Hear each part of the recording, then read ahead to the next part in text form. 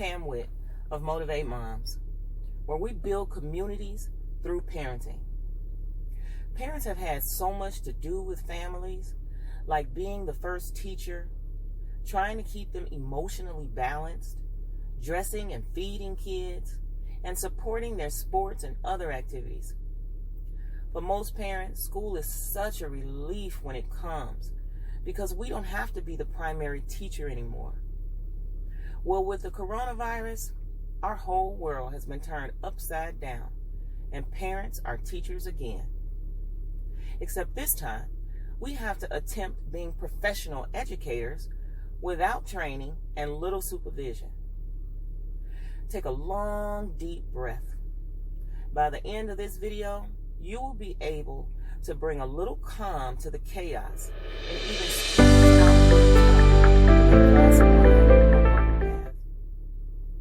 Today, I have the top 8 tactics to help reduce stress, frustration, and motivate your kids to work towards being great students in your homeschool.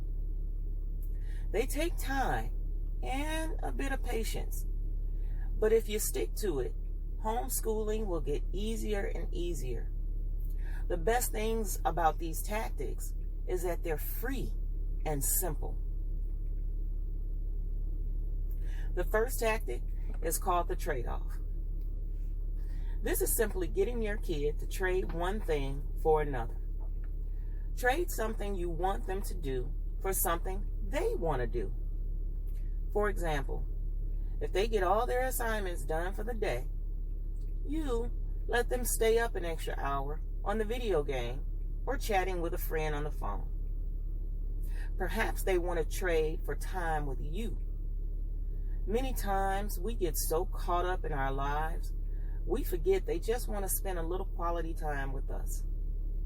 Maybe you could commit to watching their favorite movie with them, even though you've seen it 20 times. Or playing their favorite video game that you have no clue how to play. A small sacrifice for them to put in the max effort on their schoolwork for the day. As adults, we trade all the time to get the outcomes we want and need. This teaches children early that life is all about trade-offs. Hard work is a trade-off for a good life. Collaboration is the second technique or tactic. This is one that takes a bit of early work on the adult's end. First, we need to discover what it is that kids need to learn for the grade that they're in. We can find this information from many sources. Start with the school website. Then, your child's teacher. Get as much information and schoolwork as you can for the grade your child is in. Second, find other sources on the internet that have similar information but explain the work a little bit differently than your teacher. Third, find video teaching content, like on YouTube. Search the grade level, or visit khanacademy.org or wideopenschool.org. Now that you have the information, collaborate with your kid to set up accounts and empower them to choose which sources help them understand better. Sit with them and help them figure it out. You probably won't have to sit with them through every assignment, but when it gets tough for them, 2 heads are always better than 1. Even if you can't figure it out with them, jot the problem down and take the problem to the teacher via email or a Zoom call. Collaborating does not mean you have all the answers. It just means you are supporting and helping your child get the knowledge they need. Remember, getting an education is as important as food, and we will do anything to make sure our kids eat. The third tactic is homeschool benefits. There is something positive in everything negative. You just have to take a deep breath to see it sometimes. Remember, your kids don't have to get up at the crack of dawn for the school bus or run out the door because they're going to be late. Allow them to create their own school schedule as long as they get 6 full hours of schoolwork in each day and can show you what they did and what they learned. If they can make us understand it, that usually means they have mastered the concepts. And don't let them forget to pencil in chores and exercise. How about the benefit of cooking at home for lunch? I'm pretty sure they can wrap some appreciation around home-cooked lunch. Lastly, how about the joy and freedom of pajamas all day? Who doesn't love that? For number 4, we want to use the process praise method of encouragement. Here, we want to support our kids' efforts. Whether they make C's or A's, we want to praise the effort they put in for those grades, not the grades themselves. When kids work hard, they can't do anything but get better and better. Think of how discouraging it could be to a kid who works their butt off and you get mad because they earned a C instead of an A. Praise the process they went through to earn that C. Take the time to go over mistakes and correct them together. Ask your kid, what do they think they could have changed in their process to earn a better grade? Maybe study longer? Maybe ask you to quiz them before the test? Maybe play concentration music while studying? Or even changing the time they chose to study. Some kids are better studying later than earlier. There is a potential for them to retain much more information if they find the right time to study. Remember, hard work makes the grade, not stress or pressure. The 5th tactic is to coordinate the tech schedule. Let's be realistic. If you have 4 kids, schools will not give you 4 devices to teach at home, more than likely. Also, even if they did, you can't teach all 4 at the same time anyway, because they are all in different grades. Many families have limited devices to share amongst all the individuals in the family, including the adults. Mom and dad need the tablet or the computer to work or job search, and all the kids need the tablet for school. This can get stressful and chaotic without a clear schedule. Talk as a family and let each person choose the best time for them to use the device and how long each person needs it. Then put a schedule together based on desired times and needs.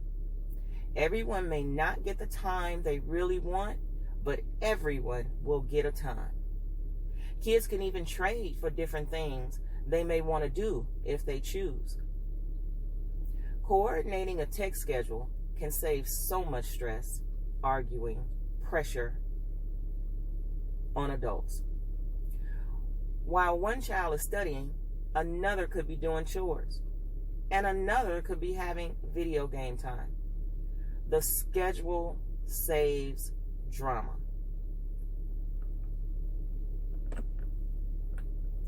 Frustration elimination is the 6th tactic for keeping kids motivated and calming the chaos of teaching at home. When the kids give you a hard time, start acting out because they don't want to do their work, or just going stir crazy from being inside, do not match their energy by yelling, screaming, or losing emotional control. Take the time to ask them to sit down with you and ask them why they feel the way they do. Believe it or not, kids are as stressed and worried as the adults. They want their lives back too, just like we do. Talking through behavior instead of jumping straight to discipline may help control bad or negative behavior. Showing them you are in control can assure them that things will be back to normal soon, even if you're not so sure about that. Be the voice of calm, no matter how they are acting. Let them know the consequences of their behavior calmly. For example, let them know when school begins, you could be put behind your class because you did not continue to do your schoolwork while in quarantine. Or explain to them the dangers of going around friends when you don't know who they've been around. Find ways to help them with their emotions. Take a break. Have a dance off to de-stress. A rap battle. Play a board game. Play tag in the backyard. Or cook a new recipe together. In no time, you will both be calmer and ready to get back to business. Lastly, but definitely not least, the 7th tactic is self-care. You are dealing with all the issues in your entire household because of COVID-19. It's safe to say we all had issues we were dealing with before the virus hit. It can feel completely overwhelming, worrying about work, money, loved ones, housing, food, and technology. Relationships may be improving or becoming strained. Credit may be tanking, and things may seem completely unbearable. However, please do not think of all these things at one time. And do not worry about things you cannot control. Take on one task at a time and plan time to decompress and let it all go every day. This can be as simple as going in your room and closing the door for an hour to listen to music or meditate, or a calming bath, or a walk outside. A 5-minute scalp massage by a significant other or one of the kids is a quick, surefire way to turn your brain into relaxation mode. Watch a season of your favorite show or a movie. However you care for yourself, do something for you every single day. Like they say, no one can pour anything out of an empty cup. I hope this helps and encourages you all through this time. We will come out of this stronger and better parents. Don't try to be the best teacher on the planet. Just try to get better every day. Create a calm, emotional environment in your home so kids are open to talk with you. Teach them that family teamwork will help the family make it through the quarantine.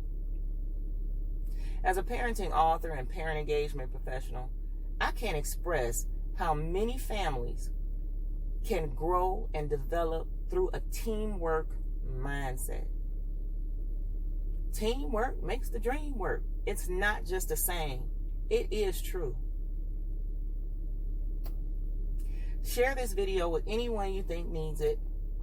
Like the video and subscribe to the Motivate Moms channel so you can get the latest content and stay encouraged, motivated, and continually becoming the best parent you can be. Thanks for watching.